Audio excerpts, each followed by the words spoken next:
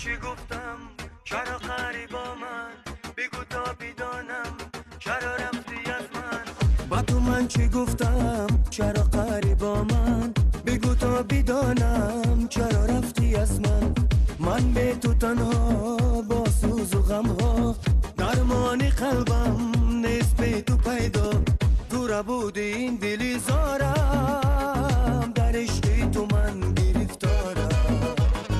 نمی آیی آغوش سردم بگو آخر که با تو